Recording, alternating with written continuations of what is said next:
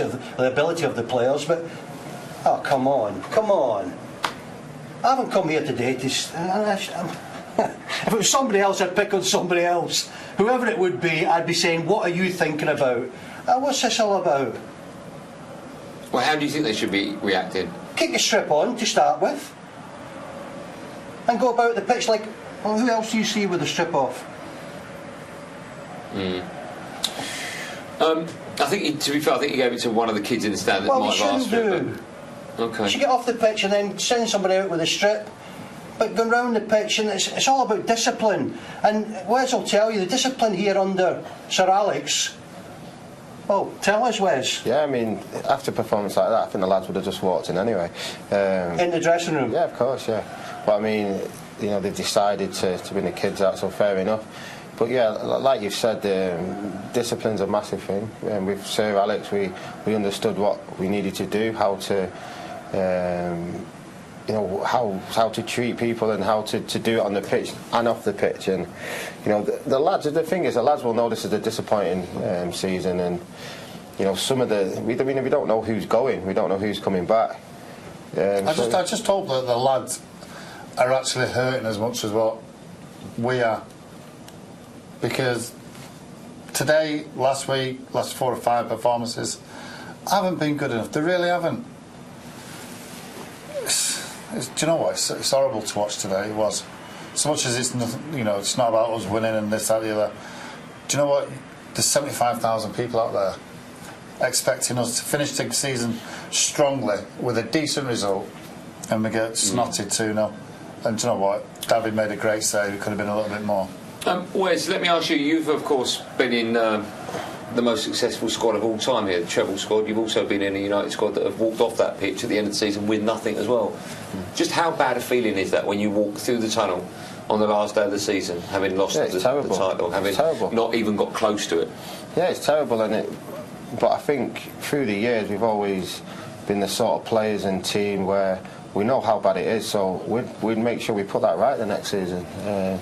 And that first come when we first walk in the changing room, whether it's the manager, yes, he'll say, I know you're going after your holidays, maybe not that language, but when we come back, we're going to come back early, we're going to come back better, we're going to come back fitter, because we're going to win it next year. And that's how, mentally, that's how we thought. We didn't really think about anything else. Lou, one thing's for sure, he won't be there next season. Herrera, of course, leaving the club. It looks like he's going to go to PSG. Big loss? Difficult to replace? Well, that's the talk, isn't it, that he's going to PSG. But I think we'll need to wait and see if that happens. But, you know, throughout his time at Manchester United, he's played his heart out most games, whether you play well or not. As far as he's concerned, you can't do that every week. You can't play brilliant every week. But the one thing he has done, he showed courage. He showed that he wants to play.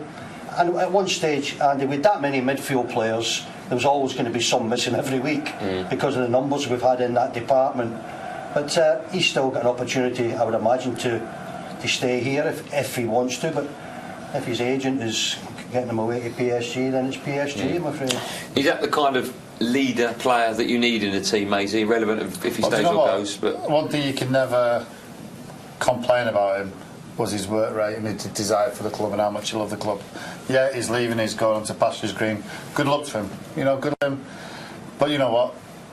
After today, that's it. He's left the club. This club will move on. Yeah, he's been here for the last 5 years. There's probably times when you've thought, is he the right type of player? Is he this? Is he that? But you know what? You could never ever underestimate his desire and his will to do well for the club. There's other players that I would love to have his desire and his heart and his fight and whatever it is, who have got more ability than him. I'd just love to give that to some of the other players.